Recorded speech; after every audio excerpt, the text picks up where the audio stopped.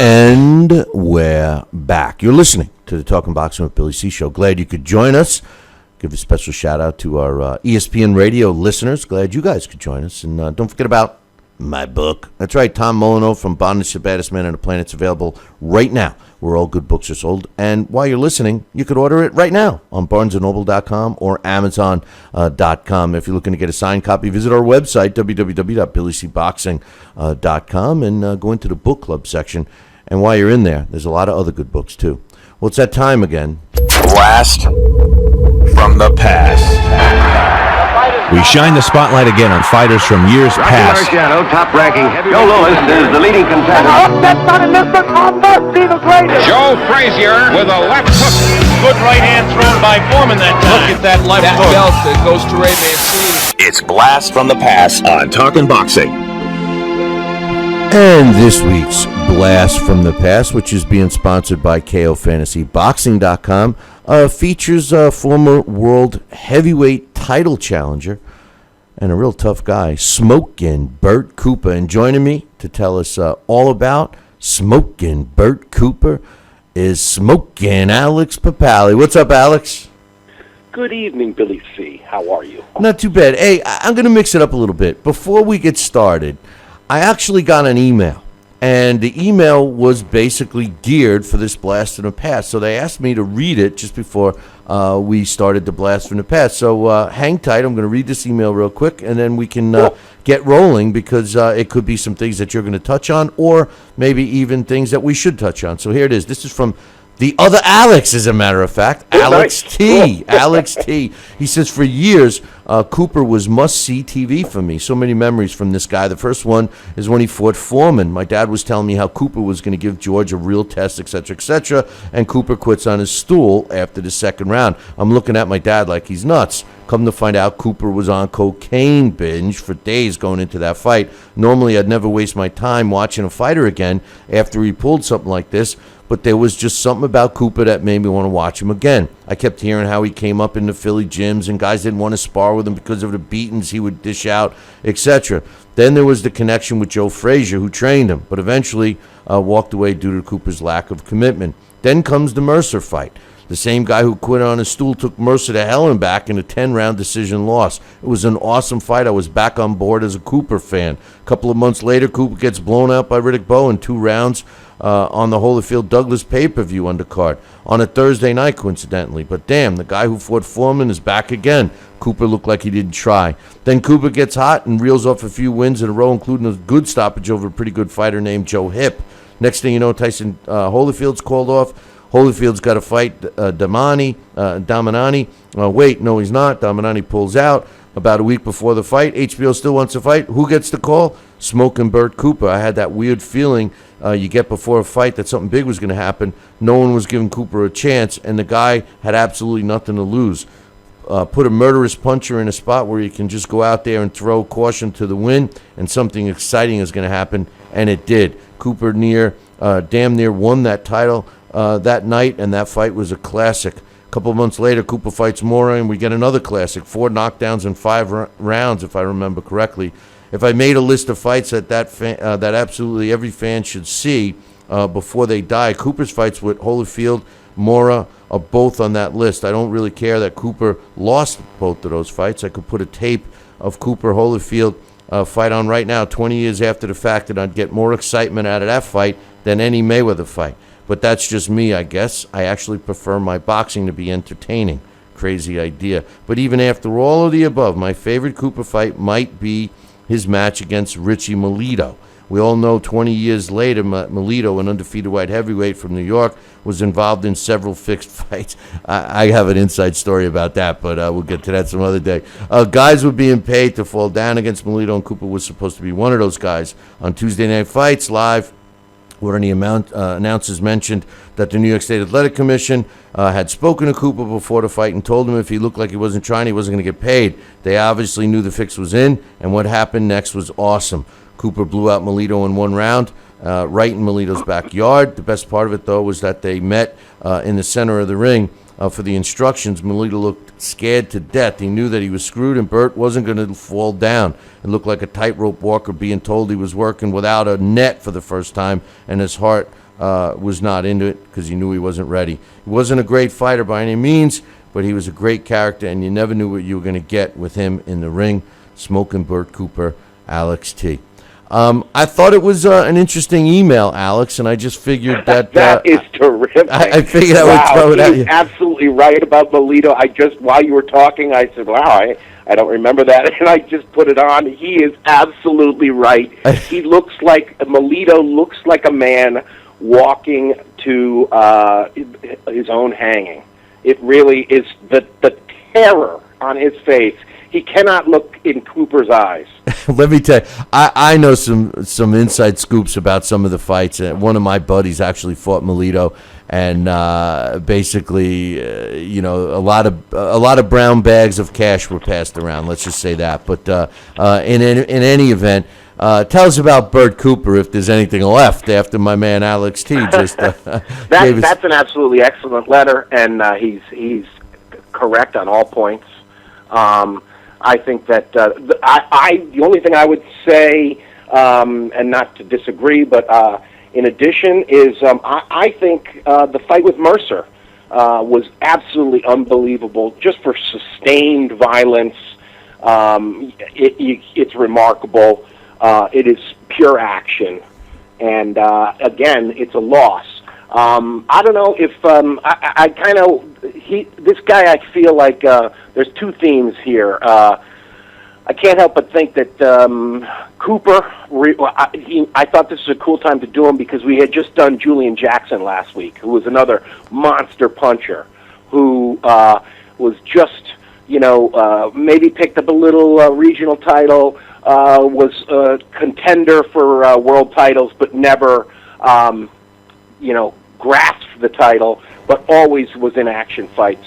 This is the same thing with Bert Cooper, and the other theme that we've been dealing with in my own life.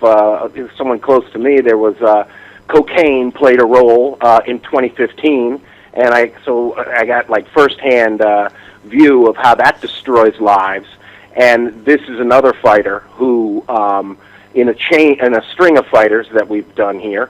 Edwin Rosario and Hector Camacho were two of the others, where cocaine really did rob him of what could have been probably even greater. But yeah, Smokin Bert Cooper, his full name was actually Bertram Blair Cooper, and he was born January 10th, 1966. He's listed at 5'11 and a half, but if you watch video of him, and I sorely hope you do, he looks more to be a little shorter than that, like Mike Tyson size, 5'10", 5'11", and he weighed between 188 and 244 or so at his biggest. He fought at cruiserweight and heavyweight, and yeah, he a monster puncher who got his start. He was born in Sharon Hill, Pennsylvania, and he got his start in Philadelphia under the tutelage of Smokin' Joe Frazier. This guy. You wonder. Another one was Michael Dokes with the cocaine issues. He could have been a really, really good fighter. I talked to Carl King extensively about Dokes, and he said, if it wasn't for that, I mean, this guy, we would be talking about him as an all-time great. I mean, that's how good he was, and it's a shame. But anyway, when you look at Bert Cooper, and I agree with you, Alex T's email was great, especially I think the gist of the email points out exactly what Bert Cooper was, an extremely exciting fighter. When you look at his resume, and I know we always say this, but when you look at it, he clearly fought everybody. The problem is that he came up short against all the big names. He did get some big wins, like Henry Tillman he beat, back in 1986. He also beat a former champion in Tyrone Booz. Booz was 11-4 when he fought him back in 86 as well. This was when he was fighting at cruiserweight. But he fought some other guys that were all relevant in the heavyweight division, like Carl the Truth Williams, Orland Norris, Ray Mercer, like you mentioned, Riddick Bowe, Anthony Wade, Joe Hipp. He beat Evander Holyfield, Michael Mora, Mike Weaver, Corey Sanders, Larry Donald, Chris Bird, Samson Pulua. I mean, all relative. It's crazy. It's crazy, his record. Thinking about all the names, and then you even get here's an interesting fact. Frazier Quendo is still fighting. Joe Macy, he fought and lost to. But check it out. In 2011, this had to be fairly just before we might have seen this guy fight. But Luis Ortiz, this I think might have been his very first fight in the U.S. was in 2011 in Miami, and Bert Cooper fought him. He actually fought Luis Ortiz fought him in the fight after the one we called. The next fight was the fight with Bert Cooper. Wait a minute, that was we did that in 2011? Yeah, April of 2011. Oh, I thought maybe 2000. When was that? Well, the Luis Ortiz fight with Bert Cooper, according to what I'm looking at, says 2011. Some reason we did it in April of that year. So then it was his fight right before that. A guy named Lionel Butler. Yeah, because Luis Ortiz was April 23rd. It must have been the week later. 2 weeks later. It is, and it was also in Florida. Yeah. But anyway. Yeah, it's amazing to see all the fights. I would say his biggest win. See, and what Alex T said is exactly right. That was the reputation that he had, was that he was hot and cold, and it was one of those things where, depending what Bert Cooper was going to show up, was it the guy who actually trained in training camp, or was it the guy who was out all night doing coke? That's the thing that's unfortunate, and I think we're in a time. It was really encouraging, just as a digression here for a second about drugs. It was very encouraging the other night in the last Republican debate, where you actually had a Republican candidate, which was an issue they used to not touch at all, in John Kasich. He's not one who's going to finish anywhere in the top. But he just talked about treating drug addiction as well as mental illness as a disease.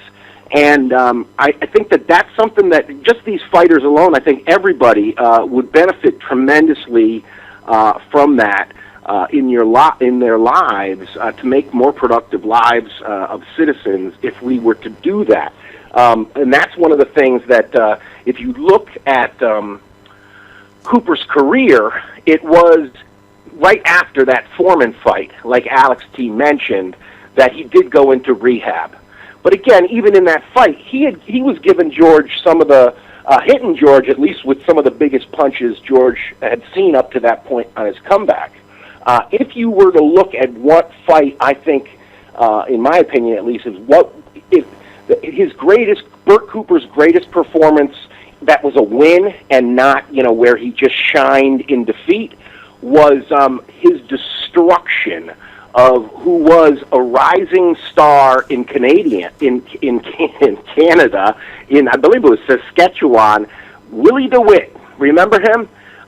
Bert Cooper crushes him, and that's a really good YouTube favorite. There's a lot of his fights on YouTube. Yeah, he also beat up the father of Aaron Jacko, another guy that got beat up, David Jacko, and he beat him up. But it's just you're right about Bert Cooper. You never knew which Bert Cooper was going to show up. As a matter of fact, people forget, but after his fight in 2002 against Darrell Wilson, he took 8 years off and came back and won a couple of fights. One against Gabe Brown, who's a tough an opponent level guy. And then his last 3 fights were all losses, starting with Luis Ortiz and Chauncey Welliver, and then his last fight in 2012 was Carl Davis. There was rumor that he was going to fight in Atlanta, I think last year or the year before. He's 50 years old now. He just turned 50. And for some reason, it wouldn't shock me if we saw him one more time. I don't know. Yeah, I kind of hope not, because just for his sake, it's a rough thing to do with put your body through. I do have some information. It was about a year ago that I asked Henry Haskup about him, actually. Henry, we had talked about him on the show, and Henry had just recently seen him at a golf tournament, and he was very happy, and he was doing well. He did have a cast on his foot, I guess, at that time, so maybe he had some kind of problem with a broken foot. Well, he also made a lot of money as a sparring partner for people that were ready to fight Mike Tyson. You mentioned Mike. He could play Tyson in sparring. Perfect. Exactly. I mean, his build was almost identical to Tyson, and he kind of fought like Tyson. He was not as good version of Tyson, of course. But it's interesting to just contemplate if he made more money in the ring as a sparring partner or in his own fights. I would be curious to see the numbers on that. I wonder about that because at the time because I remember being a fan of his when I was first getting into the sport, because that was the era that I fell in love with the sport, the Tyson era. And there was a period where they were talking about Cooper fighting Mike Tyson. It was right, and it was interesting too because that was right when he got his title shot. And for a second there, it looked like he might beat Evander Holyfield when he was at the time he was only one of two men to have dropped Holyfield. Now Holyfield does not hit the deck, but it is ruled, rightly so, a knockdown. He nails him, and Holyfield goes back against the ropes, and only the ropes hold him up, and you could tell he's hurt. But of course he does not stop him, and they go on. The fight continues. I mean,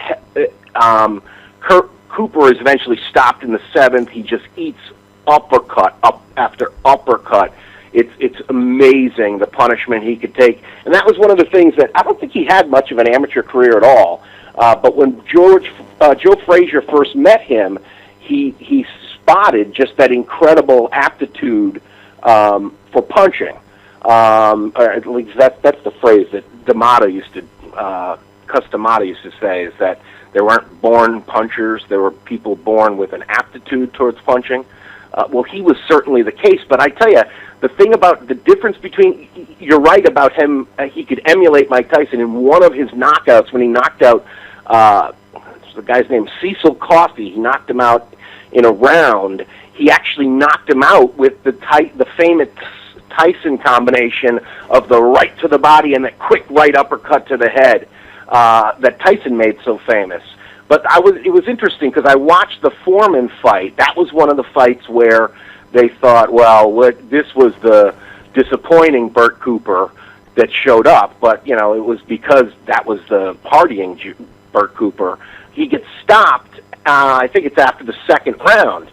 If you look at that fight, Foreman nails him with brutal body shots.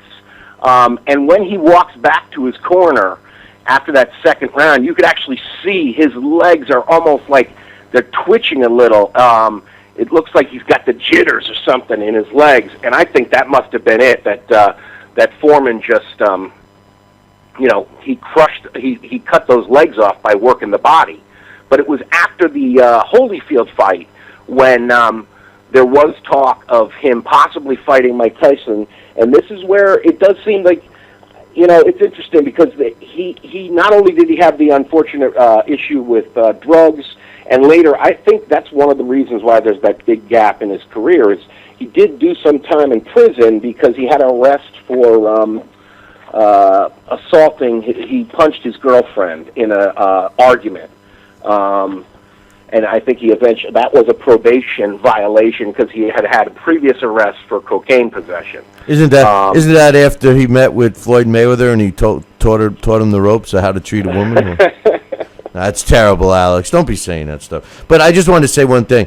Evander Holyfield, and Joe Frazier said that Bert Cooper was one of the best. The combination, one of the most solid chins and one of the hardest punches that he ever came across in the ring. This is Joe Frazier.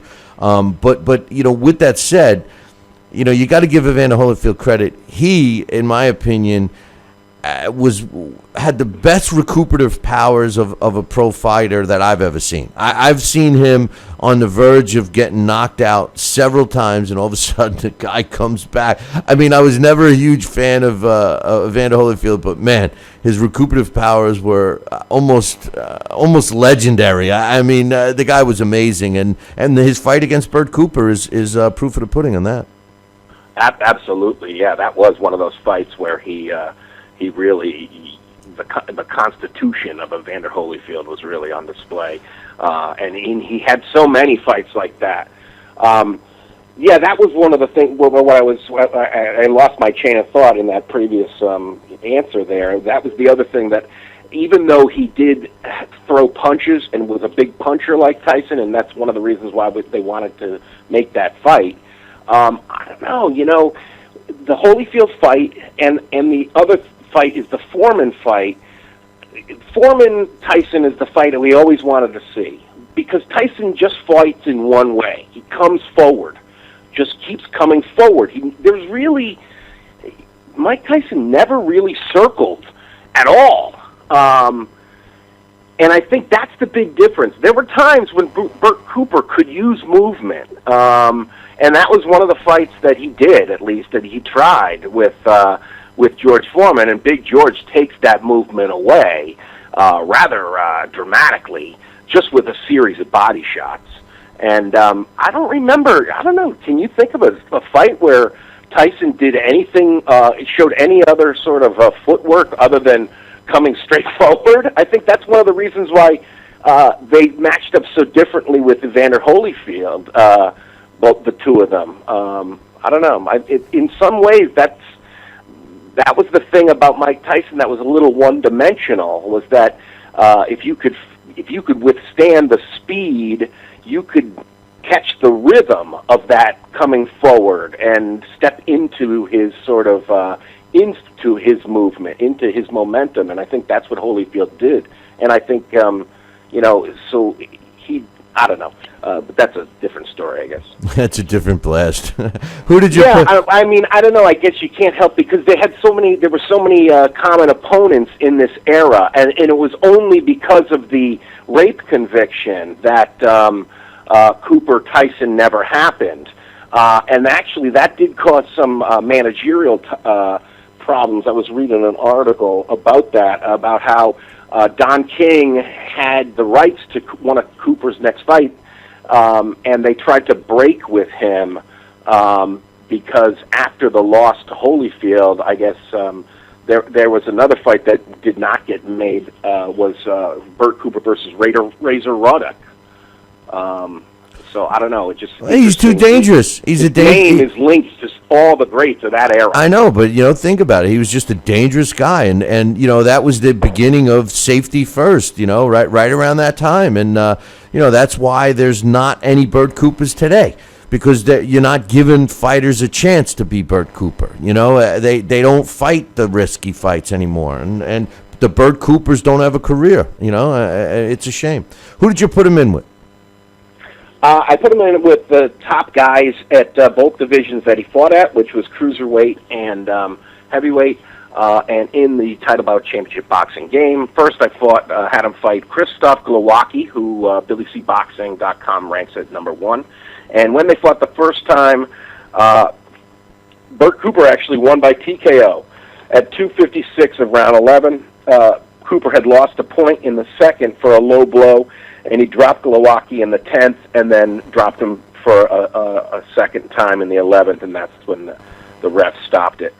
When they fight 100 times,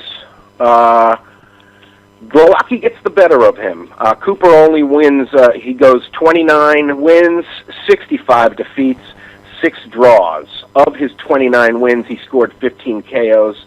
Glowacki, of his 65 victories, he got 46 stoppages. And then I had him put him in against the current undisputed heavyweight champion of the world. There's only one Tyson Fury. And Fury stopped him in 5 rounds. Two judges had given Cooper round 2, but otherwise it's Fury by knockout. When they fight 100 times, Fury gets the better of him. Cooper goes 21 victories, 76 defeats, 3 draws, and he scores 16 knockouts in his 21 wins. In Fury's 76 victories, he scores 60 knockouts. It's pretty accurate the way the title bout championship computer game depicts how Bert Cooper would do against those guys, because that's kind of a mirror image of his work, of his resume. I mean, Bert Cooper had a career record of 38 wins, 31 coming by knockout. That's a little less than 50% knockout ratio. But he also had 25 losses, where he was stopped 16 times. Bert Cooper challenged for the world title a couple of times, and he was our blast from the past today. And like I said a little earlier, we missed the Bert Cooper type fighters in the heavyweight division, or any division for that matter. Today, it just doesn't seem to have them. You have a lower level fighter, like a cupcake level, and then the next level is a champion. There's no, what we used to call gatekeeper or journeyman type fighter, even though by definition we have them, but not like the Bert Coopers. And it's a shame, because the Bert Cooper was a test, Alex. It was, you get by Bert Cooper, you're ready for the big time. You don't get by Bert Cooper, and maybe you're thinking about selling cars or something. So anyway, hey, listen, you can hang around a few minutes, right? Sure thing. All right, Bert Cooper, our blast from the past this weekend. Alex did a great job as usual. We're going to take a short break. When I come back, I got some other things to ask Alex. We'll be back in 2.